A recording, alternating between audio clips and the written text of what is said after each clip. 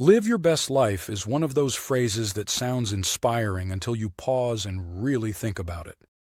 It appears on social media captions, motivational posters, and coffee mugs, repeated so often that it almost becomes background noise. But what does it actually mean? Is there such a thing as a best life? Or is it simply a modern slogan designed to keep us striving for something that doesn't quite exist? For some people, a best life means financial independence, travel, and complete autonomy over their time. For others, it looks much quieter: a stable home, strong relationships, and the simple pleasure of an uninterrupted cup of tea in the morning. For some, it is about impact and legacy, leaving a small but meaningful mark on the world. The important thing to notice is that the definition changes depending on the individual. There is no universal template. A best life is not a fixed standard handed down from culture. It is a personal construction shaped by your values, personality, experiences, and current season of life. Difficulties begin when we unconsciously adopt someone else's version. It is surprisingly easy to absorb an idea of success from social media, celebrity culture, colleagues, or even well-meaning family members.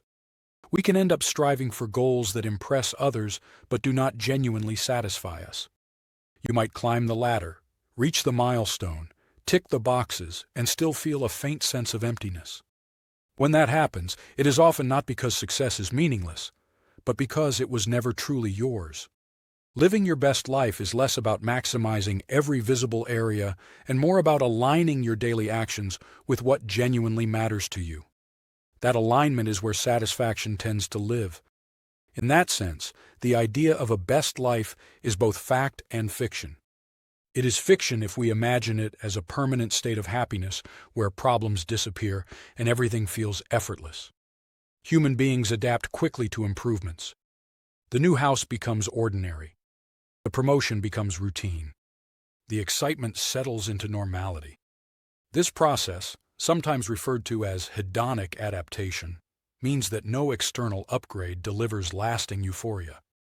If we expect constant emotional highs, we will always feel slightly disappointed. Yet the concept is factual in another, more grounded way. Research into well-being consistently shows that people who live in accordance with their values, nurture meaningful relationships, and experience a sense of progress report higher life satisfaction. A best life is not a constant thrill. It is a pattern of living that feels coherent and purposeful over time. It is less about intensity and more about congruence. The first step towards this kind of life is clarity. That clarity does not require a dramatic reinvention or a detailed 5-year plan. It begins with honest reflection.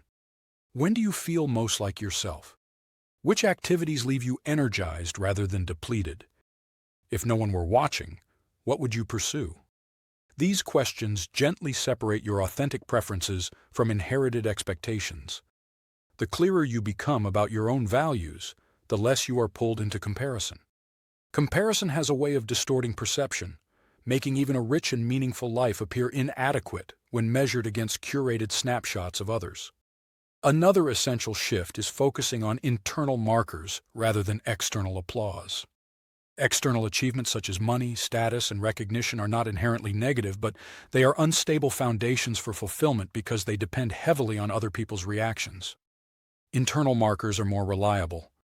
A sense of competence, the feeling that you are growing and improving, tends to generate quiet confidence. A sense of autonomy, the experience of choosing rather than being pushed, creates ownership. A sense of connection, feeling genuinely understood and valued by others, anchors us emotionally. When these elements are present, life often feels meaningful regardless of how impressive it appears from the outside. It is also important to abandon the comforting but misleading idea that a best life should feel easy. Growth involves friction. Deep relationships require vulnerability and patience. Meaningful work demands effort and resilience. Physical and mental health require discipline and consistency. A life without discomfort is not necessarily a good life. It is often a stagnant one. Many people report feeling most alive when they are stretched slightly beyond their comfort zone. There is a particular satisfaction that comes from tackling meaningful challenges, one that passive comfort rarely provides. The key is not to eliminate stress entirely, but to choose meaningful stress over meaningless stress. There is a significant difference between feeling drained because you are chasing someone else's expectations and feeling tired because you are building something that matters to you. Another subtle barrier is the belief that we need permission before making changes. Permission to change direction, to rest, to set boundaries, or to redefine success. In reality, much of living well involves small acts of self-respect. Saying no when something does not align. Beginning a modest project that reflects your interests. Prioritizing health in quiet, consistent ways. Having one honest conversation. These adjustments may appear minor, but over time they reshape life's trajectory. Perhaps the most liberating realization is that your best life is not a fixed destination. It is a moving relationship with yourself. What feels aligned at one stage may shift as you grow. Ambitions evolve. Priorities soften or intensify. Energy levels change. That is not a failure to maintain a standard. It is evidence of development. Rather than asking whether you have reached your best life, it can be more helpful to ask whether you are currently living in a way that reflects who you are becoming. In the end, living your best life is less about perfection and more about intentionality.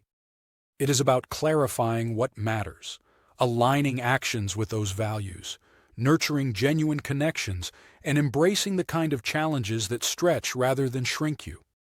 It is about releasing borrowed definitions of success and accepting that contentment is dynamic rather than permanent. A best life rarely looks spectacular from the outside. More often it feels steady, honest, and self-directed from within.